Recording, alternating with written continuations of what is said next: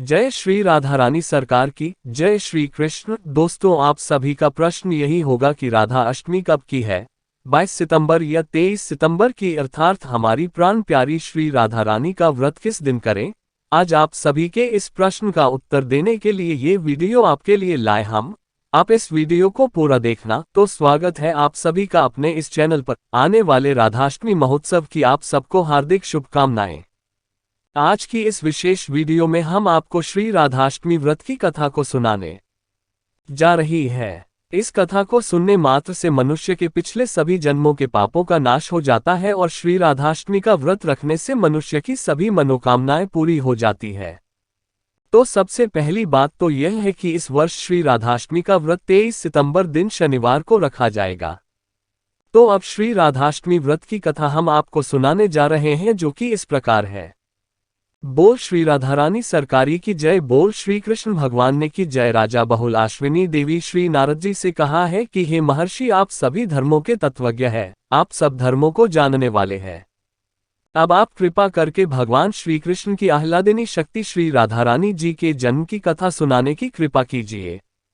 मेरे मन में श्री राधा रानी जी के अवतार सुनने की बड़ी इच्छा है। आज राजा बहुला शिव के इन वचनों को सुनकर देवऋषि नारद जी राजा बहुलाश से कहने लगे हैं कि हे राजन, श्री राधा रानी जी के जन्म की इस कथा को पूरी श्रद्धा भावना से सुनना, जो मैं तुम्हें अब सुनाने लगा हूँ।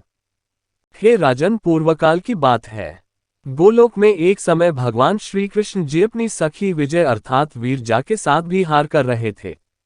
उस समय एक ने जाकर श्री राधा रानी जी से ये कह दिया कि इस समय तो श्री कृष्ण भगवान वीरजा के साथ विहार कर रहे हैं कि मुख से ऐसे वचनों को सुनकर श्री राधा रानी जी को क्रोध आ गया और श्री राधा रानी वहां पर चली गई जहां पर भगवान श्री कृष्ण के साथ विहार कर रही थी। श्री कृष्ण भगवान जी ने देखा कि श्री राधा रानी की अवस्था में है। उसी समय ठाकुर जी वहां से अंतर्ध्यान हो गए हैं और राधा रानी वापस आ गई है। कुछ समय के बाद भगवान श्री कृष्ण जी राधा रानी के पास आए और कहने लगे कि हे राधे, मेरा विशेष नहीं है तो तुम्हारे साथ ही है। मेरा मन का प्रेम तो तुम्हारे साथ ही है। मैं तुमसे मन का प्रेम करता हूँ। आज भगवान श्री कृष्ण जी के इन वचनों को सुनकर श्री राधा रानी जी कहने लगी है कि ये हरे, अब वही चले जाओ जहां पर तुम्हारा नया स्नेह जुड़ा है। तुम वहां जाकर लो मुझसे, अब तुम्हारा क्या मतलब है। इतनी कथा सुनाकर देवऋषि नारद जी कहने लगे हैं कि ये सुनकर भगवान वहां से चले गए। तब भगवान श्री कृष्ण के मित्र श्रीदामा ने राधा रानी से रोषपूर्वक कहा कि हे राधे, भगवान श्री कृष्ण साक्षात परिपूर्णतम भगवान है। मैं स्वयं सबके स्वामी हैं। तुम माननीय होकर उनका अपमान करती हो, उनकी निंदा करती हो, ऐसा मान की इसलिए करती हो। आज के इन वचनों को सुनकर राधा रानी जी को आया है और वो कहने लगी है कि वो मूर्ख, तू अपने पिता की स्तुति करके मुझे ही माता की निंदा करता है। आता है दुर्बुद्धि, राक्षस हो जा और गोलोक से बाहर चला जा।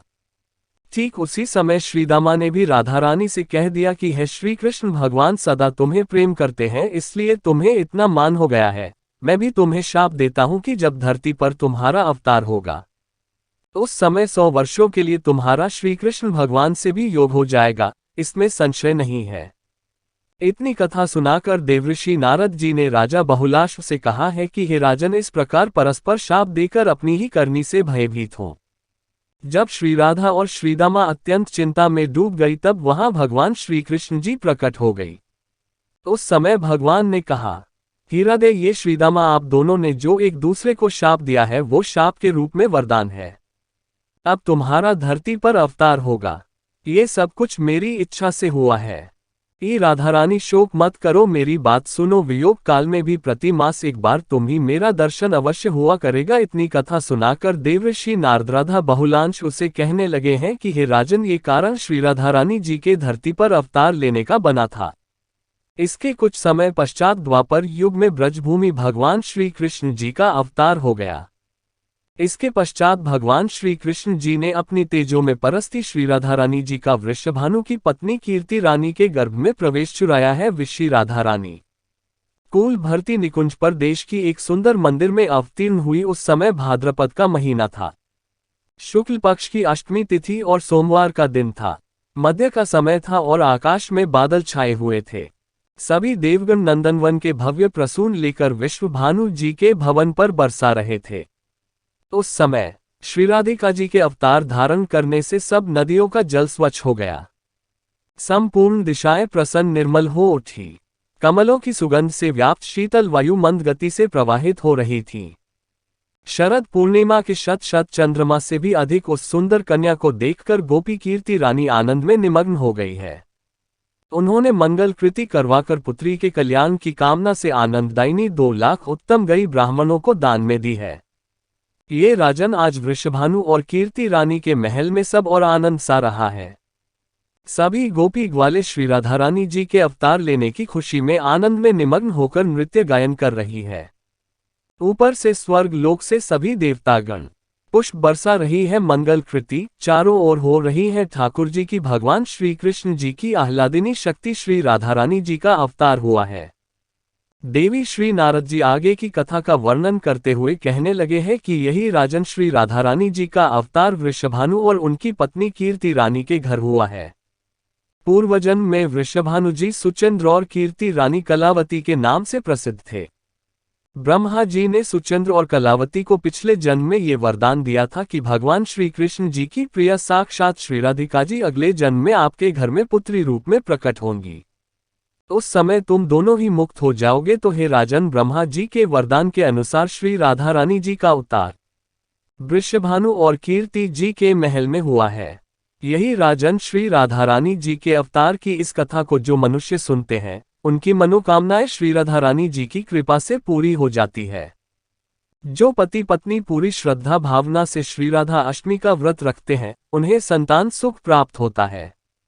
मनुष्य किसी भी मनोकामना को लेकर अगर श्री राधाष्टमी का व्रत पूरी श्रद्धा भावना से पूरी विधि विधान से रखते हैं तो उनकी सभी मनोकामनाएं पूर्ण होती हैं।